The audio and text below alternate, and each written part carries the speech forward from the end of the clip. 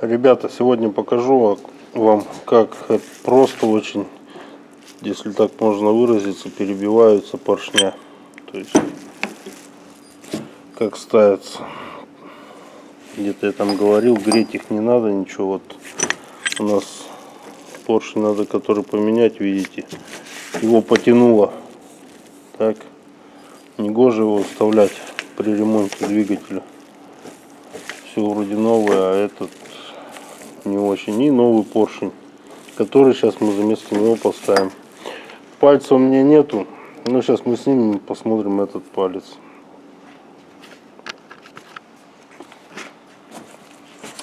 Так, снимаем стопорное кольцо здесь, стопорочек. Ух ты. О, улетел. Ладно. Сейчас достанем.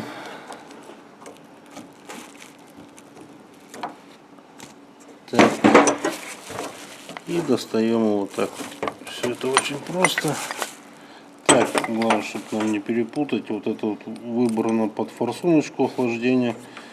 Шатун у нас туда, в ту сторону смотрит. Также мы и этот поршень поставим. Палец, в принципе, выработки не наблюдается сильной. Потертости видно есть. Потертости есть. Ну, как он работал. А выработки такой, чтобы нету. Мы его на место поставим. Так. Ставим наше стопорное кольцо одно, которое у нас улетело. Сейчас мы его сюда вот поставим.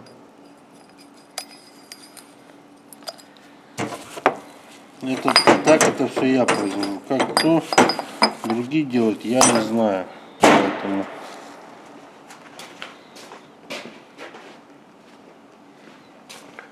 поршень не грел ничего, все у нас одной температуры. Тут градусов у нас, наверное, 15 в боксе.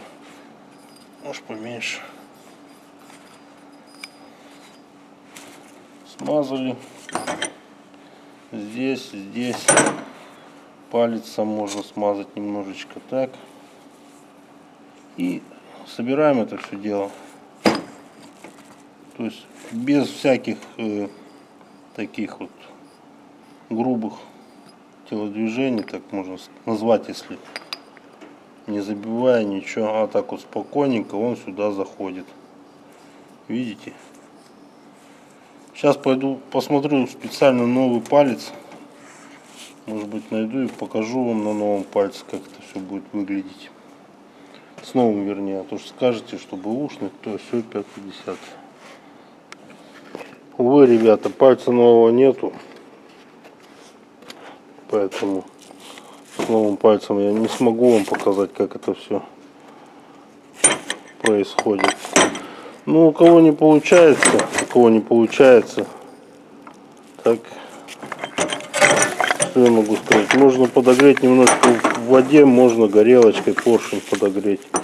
Ну, по мне так лучше в воде это все дело произвести. Нагреть ведро с водой и поршня туда поставить на некоторое время, чтобы они равномерно прогрелись и все. Ну и все. То есть, в принципе, так вот я и меняю. Вставил, провернул, кольцо на месте.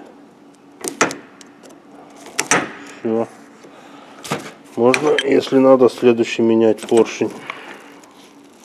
Надеюсь, было всем все ясно и понятно, как это очень легко и просто поменять поршень или палец, или шатун на данном двигателе.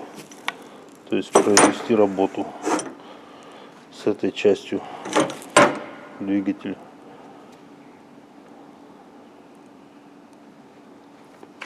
Но это в очередной металлолом пойдет.